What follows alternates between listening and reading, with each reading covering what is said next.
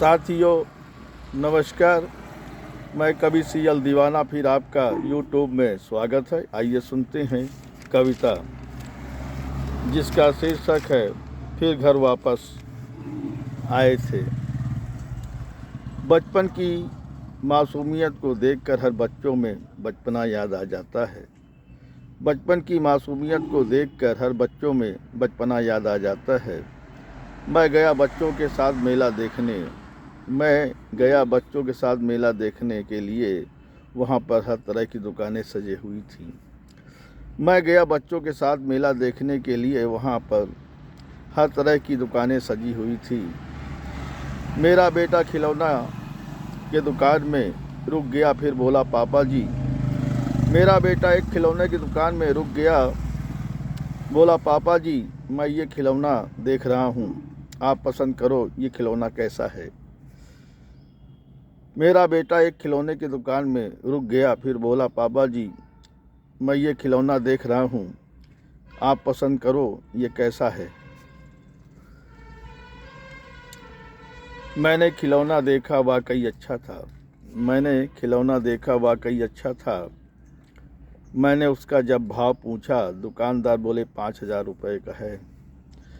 मैंने उसका जब भाव पूछा, दुकानदार बोले 5,000 रुपये का है।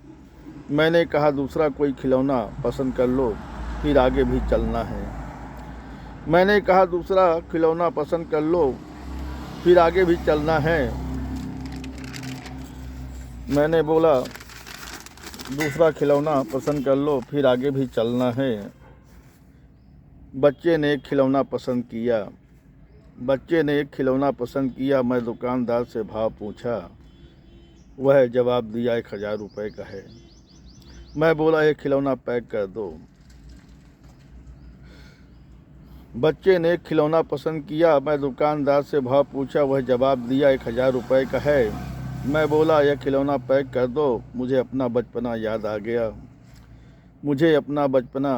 आ गया। मैं भी एक खिलौना लेने की जिद में पापा जी को फिर घर वापस आना था। मैं भी खिलौना लेने की जिद में पापा जी को फिर दोबारा वापस घर आना पड़ा। मैं भी खिलौना लेने की जिद में पापा जी को फिर घर वापस आना पड़ा, क्योंकि खिलौने की कीमत देने को पापा जी के पास पैसा नहीं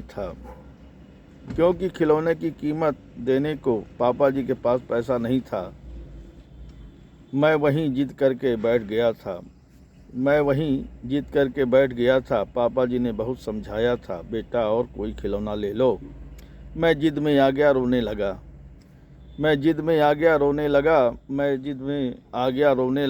पापा जी मम्मी को वहीं बिठाकर फिर घर वापस आए थे।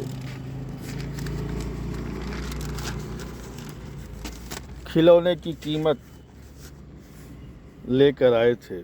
फिर खिलौने की कीमत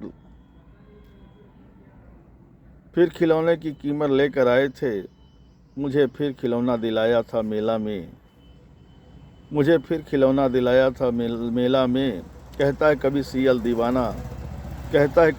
दीवाना, बच्चे की मासूमियत को देखकर मुझे अपना बचपना याद आ गया।